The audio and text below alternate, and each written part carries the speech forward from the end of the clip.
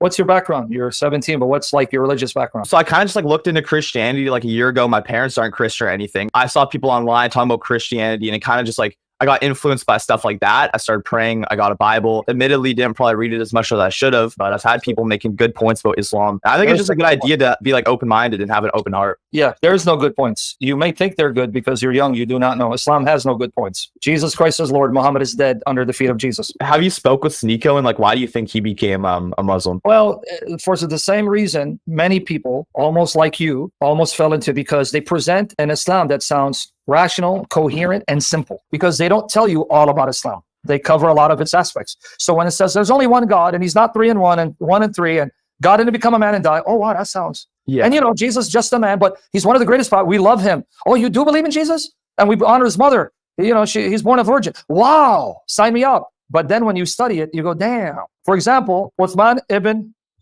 Farouk, this guy, Muslim metaphysician, Muhammad Hijab, they're Salafi Muslims. Now, if you don't know what Salafi Islam is, they actually believe Allah has 2 right hands. He has a foot. He has a shin. He has fingers. He has gonads. They'll say he actually has these characteristics. They're unlike anything in creation, but he has them, and it's not metaphorical. So you understand what they believe about their God? Their God has 2 right hands. How? They'll tell you, Allahu alam. Only Allah knows, billa kayfa. Meaning, we don't know how. We know this is who he is. We don't question Allah. We don't get into it. So when you're talking about, man, logical, did they tell you this is what they believe? Yeah, I don't know. That just seems like silly. Like, why would he have those features? The most stupidest irrational religion, Islam. In fact, I'll show you something else about it. Did you know that Muhammad kissed the black stone and touched it? And he said, when you go to Kaaba, you kiss the black stone, touch it. It erases your sin. It'll come to life and intercede for you. A black stone? Why would that erase your sin? Ask Muhammad when you see him on Day of Judgment. Yeah, that just doesn't make any sense at all. Like, why would you want to kiss a stone? Is that something that, like, all Muslims like have to do like to this day? It's called sunnah, meaning you have to perform the Hajj or what's Hajj? Hajj means you have 6 pillars of Islam. Number 1 pillar that you must confess, Shahada Kalima, pillar number 1. That's where they'll have you say, I bear witness, there's no Satan but Allah, and Muhammad is the messenger of Satan. You say there is no Satan but Allah? I'm sorry, I get it confused.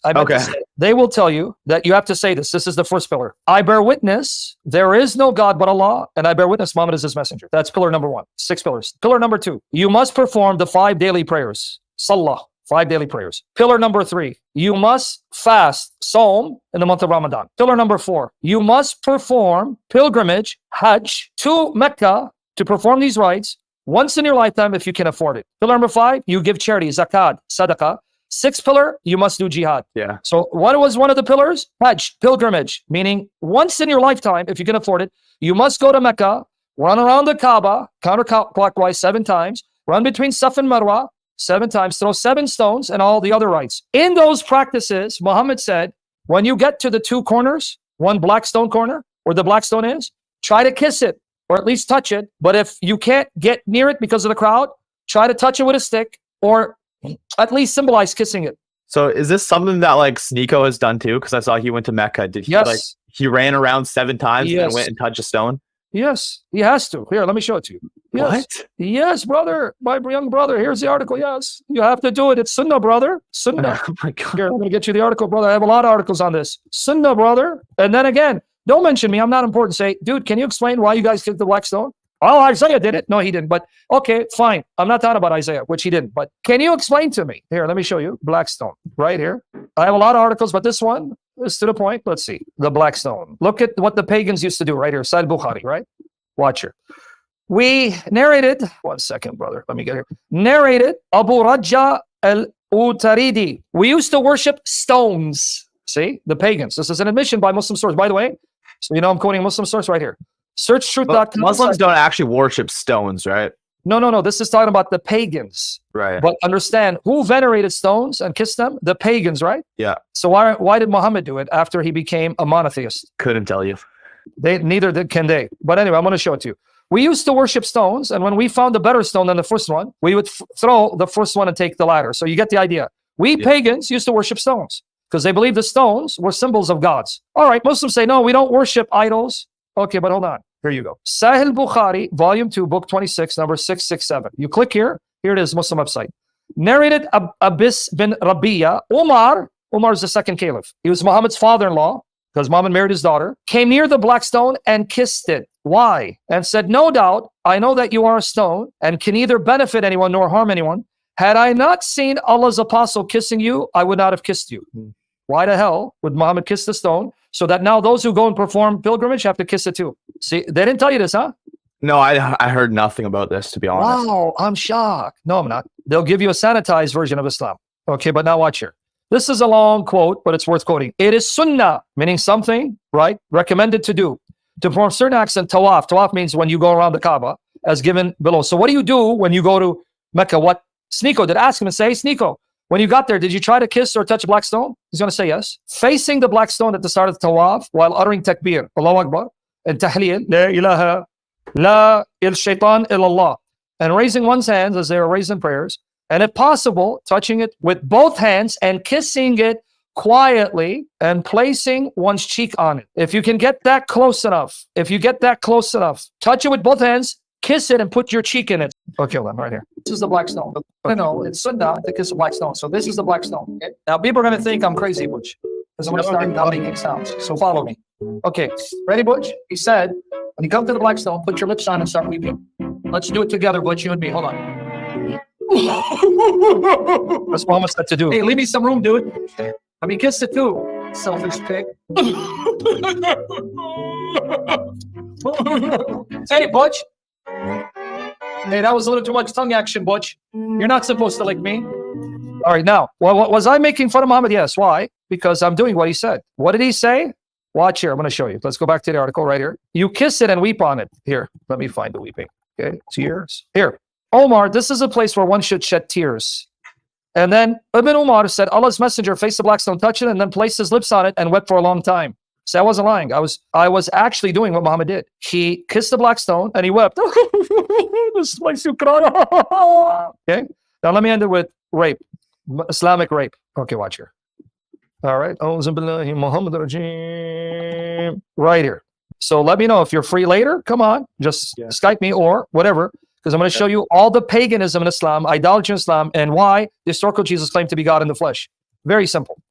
And that even the Quran confirms the Bible's the incorrupt word of God. That's in the Quran. But again, I want to show you, you're not just signing up for theology. You're signing up for religion that sanctions pedophilia, rape, and other immoral acts, such as the abolishment of adoption. According to chapter 4, verse 24, Muslims are forbidden having sex with certain groups. One of them here, I don't need to read all of it, but I'm going to show you the authentic traditions of Muhammad, when and why this was composed.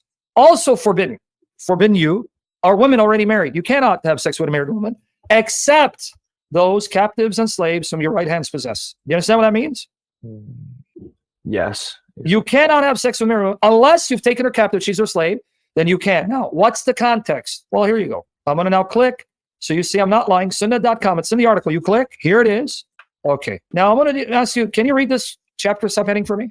Yeah, it is permissible to have intercourse with a female captive after it is established that she is not pregnant. Yeah, that's crazy. And if she has a husband, then her marriage is annulled when she is captured. So wait, can you just like go around to any woman on the street, like kidnap her, capture her, and have sex with her? Well, that's okay. Theoretically, you're supposed to have a caliphate, a caliph ordering jihad. The context is the caliph says, all right, we're now going to expand Islam militarily. We're going to go to countries. We're going to conquer them. And in battle, if you find women, you can rape them and sell them. Historically, this is what Muslims have been doing. In fact, do not take my word for it. You do go online, Google Boko Haram in Nigeria. They're a group of Muslim terrorists right now in Nigeria. They're capturing Christian girls and raping them and enslaving them and murdering Christian pastors and burning down churches in Nigeria. This is the filthy cancer of Muhammad, this scum bastard, who, because of his religion, for 1,400 years, there have been Jews. Oh, in fact, right now, I'll show you. On YouTube, there's a group of people living in Iraq called Yazidi. When Al-Qaeda and ICE went into Iraq, they were capturing Yazidi women and they were raping them. Here, you just go to YouTube. You put in, right now, recently, Yazidi women, ISIS, you put ISIS right here. Boom. Yazidi women, slaves of the caliphate. Right now, recently, testimonies. Escaping ISIS. Yazidi woman described ISIS captivity. Yazidi woman held captive by ISIS and how she was kidnapped at just 14. And right now in Egypt, if you watch the comment section, and I'm going to show you We're going to read that hadith real quickly. There are Egyptian Christian, Coptic Christian in my comment section. Right now in Egypt, right now, ask them. There are Coptic Christian girls who Muslim men kidnap, take them away, and then have them call their parents saying, oh, I become Muslim and I'm married to this man, so you have to accept it. You Egyptian Christians, you Coptics, am I lying? Go to Google it right now. In Egypt, young Christian girls are being kidnapped by Muslims because it's Muslim majority, being stolen against their will. I saw a thumbnail too that said she was raped every single day for 2 years. Okay, thank you. But why? Islam permits this. Now, again, let's finish the hadith, and then we can go. Right here, right here. Okay, so you read that part, right? Right. The two most authentic collections of traditions are Sahih al-Bukhari, Sahih Muslim. Abu Sayyid al-Khudri reported that at the Battle of Hunayn, Allah's messenger sent an army to Autas and encountered the enemy and fought with them. Having overcome them and taken them captives, the companions of Allah's messenger, companions of Muhammad, seemed to refrain from having intercourse with captive women. Why? Because of their husbands being polytheists. So they're married to pagan men, their husbands are alive, and we don't want to sleep with pagan women. But what did Allah say? Allah sent down regarding that, and women already married, except those whom your right hands possess. In other words, no, you can, don't worry about it, they're yours. I.e., they were lawful for them when their iddah period came to an end. The condition is just make sure they're not pregnant already. Because if they're pregnant and you rape them, you won't know if it's your child or their husband's. So I want to ask you a question. If you have a caliphate right now coming to your area, because it's happening, I'm not lying, Al-Qaeda, ICE, ISIL, Boko Haram, they're doing it right now. The Taliban, they're doing it right now, okay? If a Muslim attacks your area, they can take you captive, your father captive, your mother captive. While your mother's in captivity, they can rape her, sell her off, because she now belongs to them. Are you okay with this filthy scum Muhammad teaching this in his filthy book? No, that's pretty gross. Why the hell would you even consider Islam for a second in contrast to the beautiful teachings of Jesus in the New Testament? Like, I didn't know any of this, to be honest. I'm gonna want to watch your debates with like Muslims on this actual topic, just because I'm not like in a position to refer to this. Like, I want to hear what the referring argument would be. Go watch Daniel Hakikachu admitting child pedophilia. Now, why is it interesting? He has no shame. He admits it. Yeah, child marriages should be sanctioned. He admits it. And you shouldn't be against child marriages, quoting him because he had a debate on this with inspiring philosophy. So you have Muslims like him who are saying, yeah, Islam teaches it, and we have no business condemning it. Is child marriage acceptable? Islam versus Christianity. Let me get you the link here. Right there. You're going to hear the Muslims saying, yes, it is permissible. It is sanctioned by law, and there's nothing wrong with it. And studies show it, because Islam is filthy. It's filthy. Even if Islam had the most beautiful theology, its morality would force me to become an agnostic atheist if Christianity wasn't true. If Christianity wasn't true, if I became Muslim, it would be for the sex and money. But that means I'm a sick demon like Andrew Tate. But if I had some moral decency, if Christianity wasn't true, Islam would not be an option because of how filthy, wicked, immoral Muhammad was and the filthy, wicked immorality of Islam. I'd rather be Buddhist. I mean, I don't know if Andrew Tate did it just like for like money. I don't think you'd want to do it. No, Andrew Tate did it because it gratified his desires. Andrew Tate was already a womanizer, right? Who beat women, controlled women, and he's all about the thug love. You sure?